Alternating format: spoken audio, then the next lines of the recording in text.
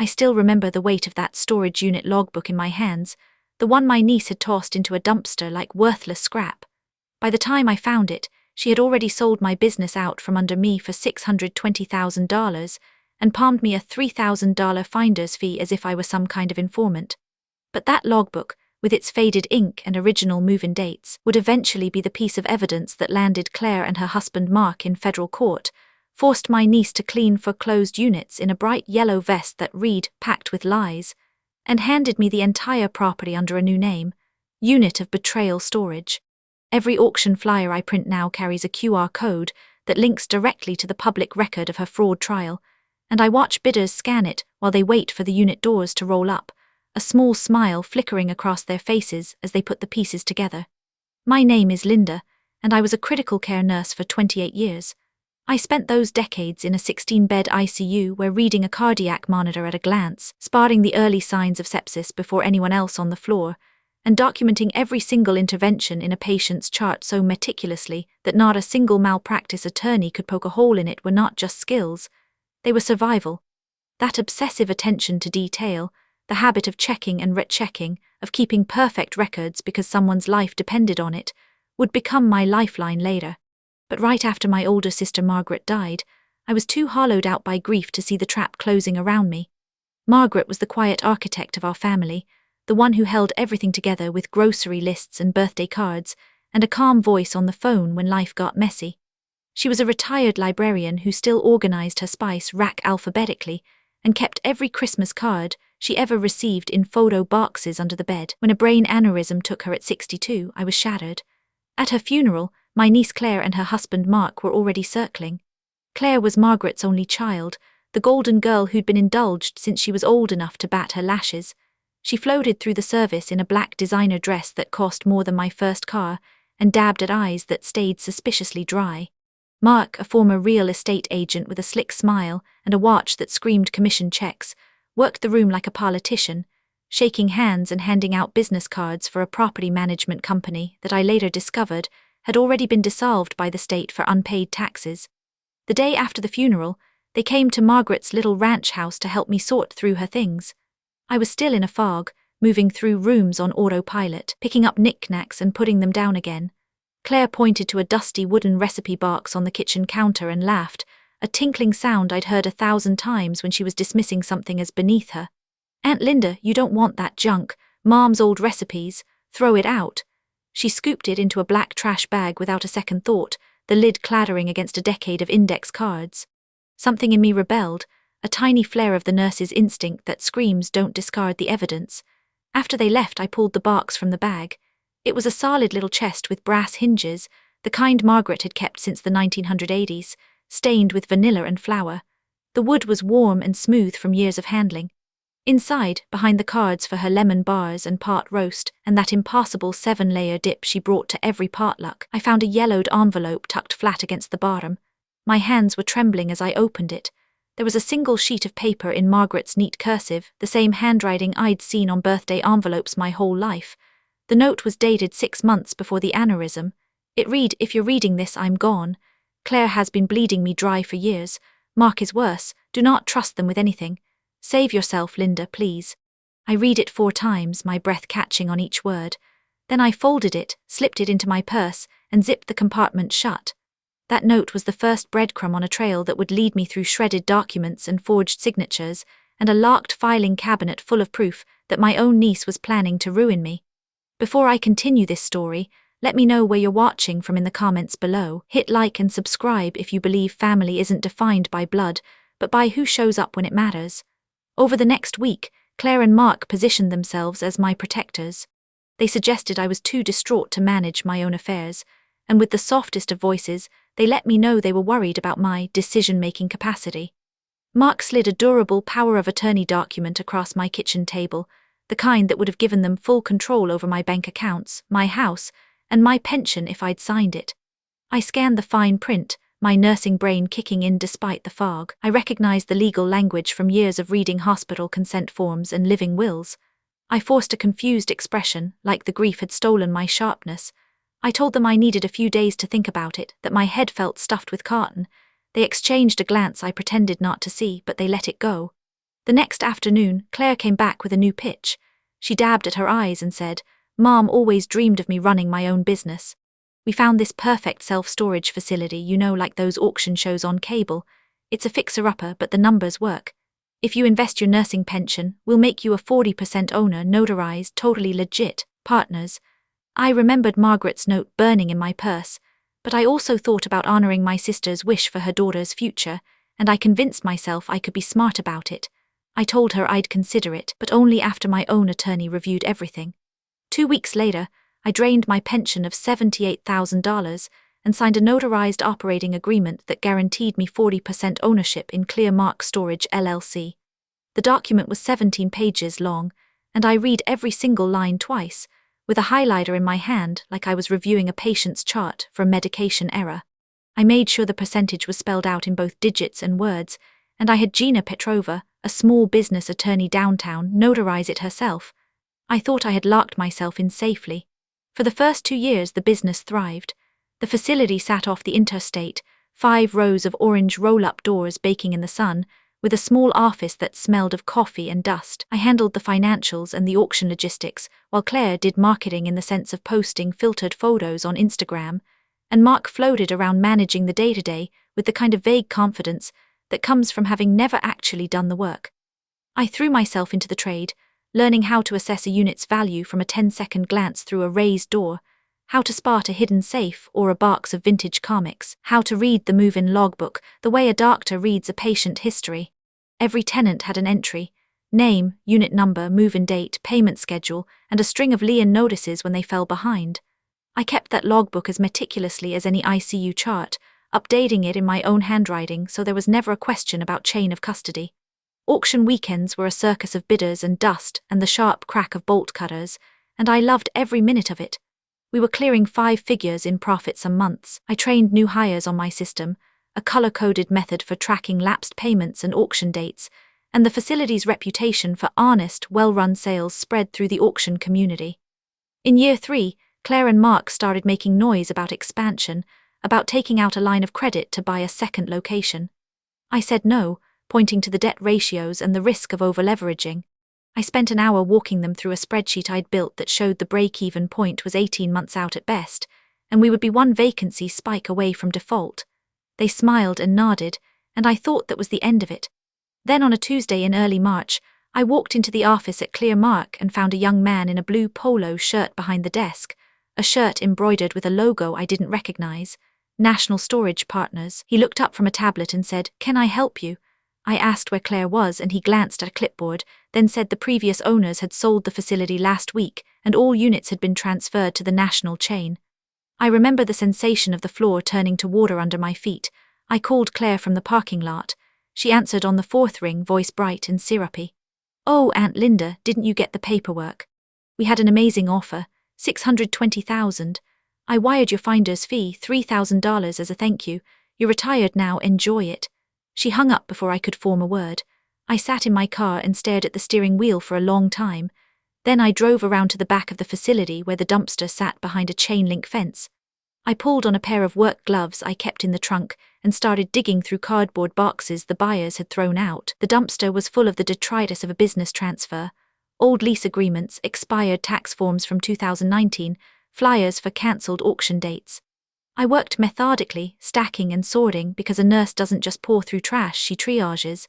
At the very bottom I found a thick 3-ring binder, the original move-in logbook from our launch, every entry in my own handwriting.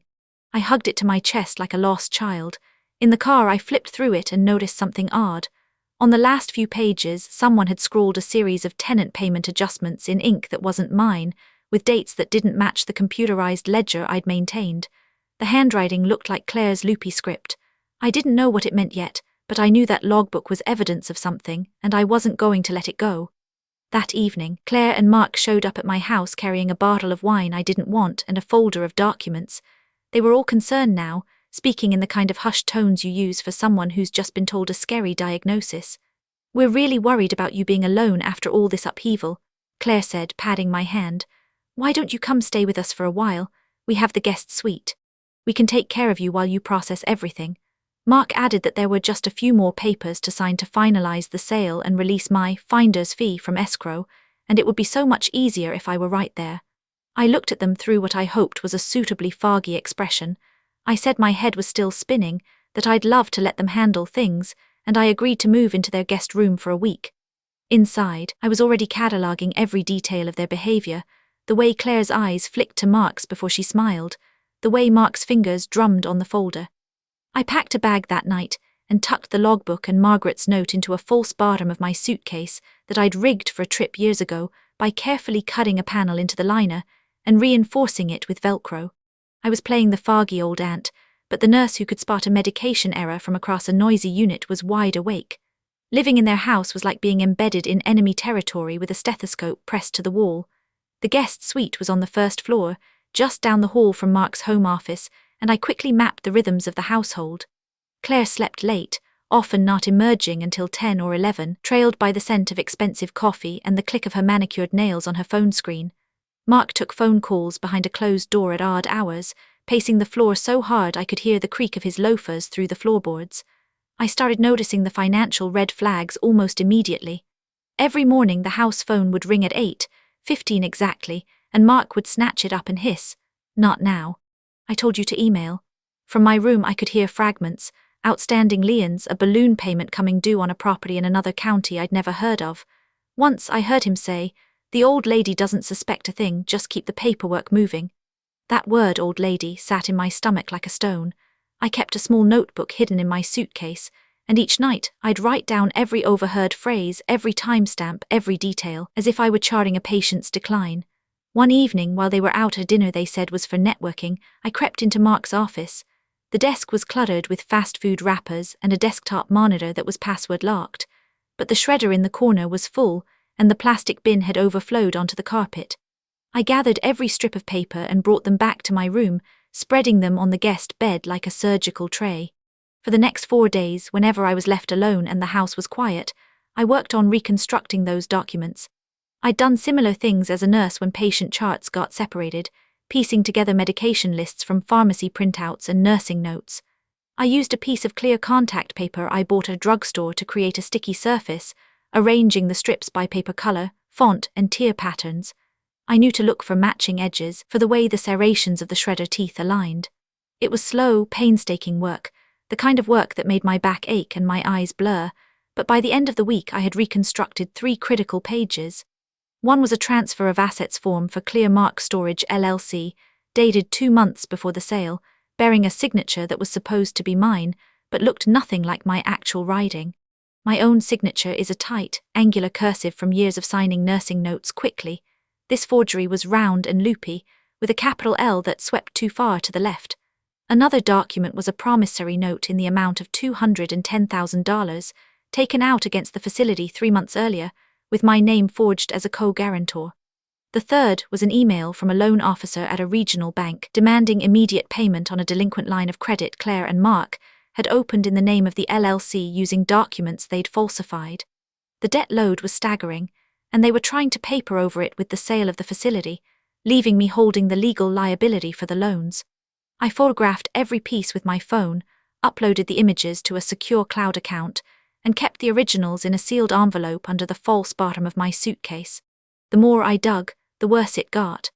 I called the title company that had handled the sale to National Storage Partners, and, posing as a confused senior citizen having trouble understanding her paperwork, sweet-talked a clerk into confirming that the $620,000 had been wired into an account at a small regional bank, an account I didn't recognize. I wrote down the routing number and the last 4 digits of the account, thanking her profusely. I drove to that bank's local branch during an hour when I'd said I was going to a grief support group, the kind of support group Claire had suggested with a pitying tilt of her head. At the bank, I asked to speak with a manager about possible fraud, keeping my voice trembling and my hands shaking just enough to look like a vulnerable older woman. When the manager, a man in his 50s named Mr. Delgado, came out, I showed him my driver's license and the original LLC operating agreement I'd kept in my fire safe at home. I explained that I was a 40% owner and that I believed a sale had been conducted without my consent. His face went through a series of changes as he pulled up the account on his screen. He confirmed that the account had been opened 3 months earlier with documents listing me as a minority partner with zero withdrawal authority, while Claire and Mark held full control. The sale proceeds had been deposited Friday. On Monday morning, $250,000 had been transferred to a personal account in Claire's name, and another $90,000 had gone to a luxury car dealership for a new Escalade. He printed out a transaction history for me, his jaw tight with the kind of anger that honest bankers feel when their institution has been used as a tool for fraud. By the time I got back to the house, I had a timeline in my head that was as clean as any ICU flow sheet, with dates, amounts, and account numbers that demonstrated a clear pattern of theft. That same week, I resolved to get into Mark's locked filing cabinet. I'd noticed it the first time I saw the office, a tall steel cabinet in the corner with a keyed wafer lock, and I'd seen Mark slip a small key onto his keyring every evening. I didn't have lockpicking skills from any criminal background.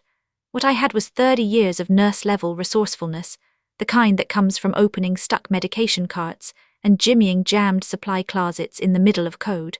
In the kitchen junk drawer, I found a thin metal pick, the kind used for resetting garbage disposals, and a small LED flashlight from my purse. I waited for an afternoon when Claire was out getting her nails done and Mark had driven to a meeting I suspected was with a loan collector. I knelt in front of the cabinet and went to work. Wafer locks are simple mechanisms, a series of flat tumblers that align when the correct key is inserted. I'd read about them years ago in a magazine article about home security. Using the thin pick, I applied tension to the cylinder while I raked the tumblers with a second tool I'd fashioned from a barbie pin. It took me nearly an hour of careful, patient work, the way I used to palpate for a tricky vein, feeling for the subtle click of each tumbler setting. Finally, the cylinder turned. Inside, I found a hanging folder labeled Linda Settlement. It contained the forged asset transfer, a document officially transferring my 40% ownership to Claire for the sum of $3,000 in consideration of consulting services rendered. Beneath it was a copy of a life insurance policy taken out in my name with Claire as the beneficiary. Not a massive policy, just $50,000, but the discovery made my stomach turn over. They weren't just stealing from me, they were betting on my death. I photographed everything, replaced the folder exactly as I'd found it, and locked the cabinet. That night I barely slept, the image of my own name on a policy I'd never signed looping in my head. I knew I needed an ally, someone with legal authority who could act on what I'd found without tipping Claire and Mark off too soon. I remembered that the original operating agreement had been drafted and notarized by a small firm downtown, the lawyer named Gina Petrova, who had walked me through every clause with a no-nonsense patience.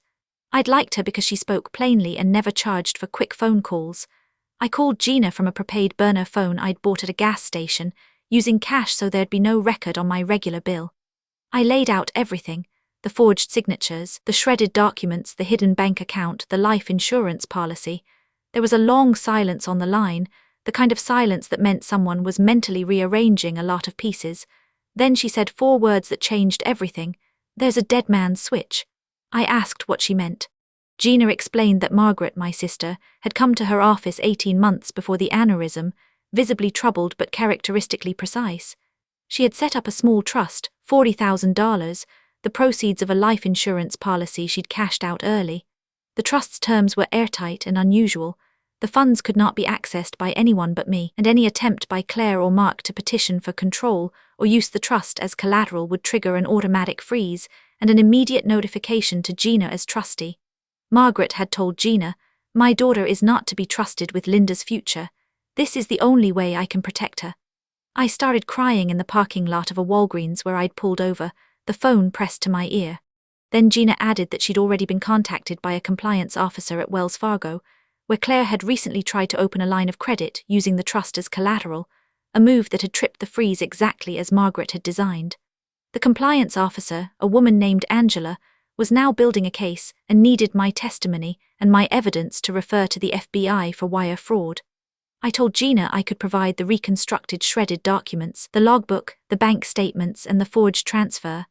The logbook, Gina noted, was especially critical because it showed chain of custody timestamps that proved Claire had been altering payment records before the sale, which crossed the line from civil fraud to criminal bank fraud.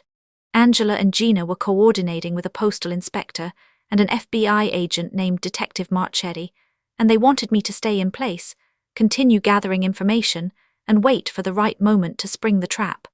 I still needed to know if there was any scrap of humanity left in my niece. I'd been a nurse long enough to know that people reveal who they are in a crisis, so I decided to stage one. I chose a Thursday afternoon when I knew Claire would be home alone, Mark having left earlier in his leased sedan. I had studied vasovagal syncope episodes over the years, and I knew exactly how to mimic one. A sudden slump, the eyes fluttering, the shallow breathing that looks terrifyingly real. I stood by the kitchen island, a glass of water in my hand, and when I heard Claire's footsteps approaching, I let myself go. I let the glass slip, water splashing across the tile, and I crumpled, hitting the floor with a thud that I felt in my hip but didn't flinch from. I lay still, my breathing rapid and shallow, my eyelids half closed so I could see through my lashes. Claire walked in, a latte in her hand, and saw me on the tile. For 1 second her face flickered and I thought maybe she'd kneel down and check my pulse like any human being would. Instead, she stepped over my body, careful not to spill her drink, and grabbed a manila envelope that had been on the counter, the one containing the final settlement paperwork she'd been pushing me to sign. She checked that the envelope was still there, held it to her chest, then stood over me and said, "Oh, for God's sake, Linda, get up. We don't have time for this." Her voice was flat, annoyed, like I was a malfunctioning appliance. She didn't call 911. She didn't even crouch down to check if I was breathing. When I came to a few minutes later, groaning and claiming I felt weak, she only rolled her eyes and said I should lie down so I'd be sharp for our appointment at the bank the next day. That was the moment every last thread of family loyalty inside me snapped. I felt nothing but cold, clean clarity. Whatever happened next, I wasn't battling a niece. I was neutralizing a predator. The appointment at the bank was set for 10:00 a.m. on a Friday. They told me it was just a formality, that we were going to a notary to release the last of the sale proceeds, and I'd finally get my finder's fee plus a little bonus for my patience. I knew from Angela, the compliance officer, that they actually intended to use my real ID and presence to notarize the forged asset transfer one final time, because the title company's insurer had flagged the signature discrepancy and was demanding an in-person verification before releasing the remaining $210,000 from escrow. They needed my living, breathing body in that chair, my hand on a pen, or the deal would crater. I told them I was happy to go. I dressed in a simple blouse and slacks, the same kind of outfit I'd worn to 1,000 doctor consults, and I put Margaret's note in my pocket, folded small against my chest. We walked into the sterile corporate branch of Citizens First Bank at 9:55 sharp. Claire had her arm linked through mine like a doting niece, her perfume a cloud of expensive flowers. Mark carried the briefcase with the documents, his hair shellacked into place, his smile practiced and tight. A notary waited in a glass-walled office, along with a woman in a navy suit who introduced herself as a bank representative. I recognized Angela from the photos Gina had sent me, a calm-faced woman with glasses and a faintly military posture. She didn't look at me. The notary, a tired-looking man with a stamp and a bored expression, slid a document across the polished table. "Mrs. Reeves, I just need you to sign here and here to finalize the asset transfer." I glanced at the paper. It was the forgery, the same one from the shredder, now freshly typed and ready for a clean signature. I picked up the pen, a heavy ballpoint with the bank's logo, and I rolled it between my fingers the way I used to click a pen before writing a nursing note, a small ritual that steadied my hand. I looked at Claire, who was smiling. I looked at Mark, who was already tapping his foot. Then I set the pen down with a soft click. "No," I said. My voice wasn't loud, but it was steady, the same tone I'd used 100 times to correct a medication order that would have harmed a patient. "I won't sign a document that was forged from my original notarized agreement. I won't sign away my 40% ownership for a $3,000 finder's fee, and I certainly won't be the legal scapegoat for the $210,000 in fraudulent loans you took out in my name. I have the original logbook. I have the shredded documents. I have the bank records. And I have my sister's note telling me exactly who you are." The room went silent. Claire's smile froze and then cracked, her face draining of color. "What are you talking about? You're confused, Aunt Linda. You've been foggy for weeks. This is the grief talking." Mark started blustering about elderly mental decline and undue influence, his voice rising, but Angela was already standing up. She pressed a button on her phone. The branch's glass doors opened, and 2 FBI agents in windbreakers walked in, badges already displayed. The agent in charge, a woman with a quiet voice and tired eyes, said, "Claire Bennett and Mark Bennett, you are under arrest for bank fraud, wire fraud and identity theft." She read them their rights as Mark's briefcase slipped from his hand, and Claire let out a sound that was somewhere between a gasp and a shriek. I watched my niece's designer heels scuff the bank's polished floor as she was led out in cuffs, her composure shattered into ugly, raw panic. Outside, a tow truck was already hooking up the Escalade. Mark's watch was inventoried. I learned later that simultaneous warrants had been served on their home, where agents seized computers and financial records that corroborated everything I'd found. I stood in the bank lobby, Angela's hand on my shoulder, and I felt nothing but a deep, exhausted peace. The aftermath was methodical, and for someone with my charting brain, deeply satisfying. The criminal trial lasted 3 weeks, and I was on the stand for 2 days, walking the jury through every piece of evidence.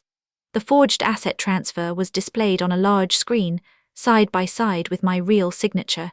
The shredded documents, now mounted on clear plastic sheets like a grim mosaic, showed the fraudulent promissory note and the transfer form. The original notarized agreement with my 40% stake was projected beside them, a clean, legal anchor. And the logbook, the battered 3-ring binder I'd pulled from a dumpster, became the star of the show. Gina had a forensic accountant testify that the timestamps in my handwriting matched against the computerized ledger, and the bank's record of withdrawals from the fraudulent loan proved that Claire had been altering payment entries to funnel money out of the LLC for months before the sale. The pattern was undeniable. The jury saw it, and so did the judge, a stern woman who listened with her chin on her fist. Margaret's note was entered into evidence too, though it mostly made Claire's lawyer turn a vivid shade of purple, as he objected on grounds of relevance. The judge overruled him, noting that the note spoke to motive and familial context. Claire was sentenced to 42 months in federal prison. Mark got 60 months for his role as the architect of the financial fraud, his real estate background making him the technically savvy one. The court also ordered full restitution, the sale proceeds, the embezzlement losses, and my legal fees. But that was only the beginning. I filed a civil suit for breach of the operating agreement, and because the fraudulent asset transfer was void from the beginning, the court ruled that National Storage Partners had to unwind the sale. The property returned to the LLC, which now meant it returned to me, because Claire and Mark's ownership shares were forfeited as part of the criminal restitution. I took full control of Clear Mark Storage and renamed it Unit of Betrayal Storage within the week. I kept the orange doors but painted the office a crisp white, like a clean sheet of paper. I updated every system, digitizing my logbook method into a secure database that flags any discrepancy instantly, and I hired staff who understood that precision is a form of respect for the people who trust us with their belongings. And Claire. Part of her restitution and community service agreement required her to work off the debt she still owed me after her sentence, since I had a civil judgment for emotional distress and punitive damages. The judge approved a plan where she would clean out foreclosed storage units at my facility every Saturday for the next 3 years. I designed a reflective safety vest for her, bright yellow with black lettering across the back, packed with lies. The first time she put it on, I watched her face flush with humiliation, and I felt a small, quiet sense of closure. Every auction flyer now includes a QR code that links directly to the public record of her fraud trial, including the bank fraud conviction and the evidence log. Bidders scan it while they wait for the unit doors to roll up, and more than once I've seen them watch Claire sweeping out a unit with a smirk of recognition. It's a better deterrent than any warning sign. The facility runs so smoothly now that my systems are the standard I train every new hire on. I even started a small scholarship fund for nursing students using a portion of the recovered proceeds in Margaret's name. She would have liked that, the librarian who believed in second acts and quiet justice. I sit in my office some afternoons, the logbook open on my desk next to a photo of my sister, and I think about how close I came to losing everything because I almost let family loyalty override what my gut and my training screamed at me. Margaret left me a warning from beyond the grave, and I used every hard-earned skill I had, the nurse's eye for detail, the organizer's need for airtight systems, the sister's stubborn love, to turn that warning into justice. Integrity isn't a gift you give to people who share your blood. It's a boundary you enforce again and again until it becomes a habit as automatic as checking a pulse. Have you ever discovered a dark secret about someone you trusted completely? How did you handle it? Let me know in the comments. If you believe that real family is built on actions, not DNA, hit that like button and subscribe for more stories about the moment people learned exactly who they were dealing with. Stay sharp, and I'll see you in the next one.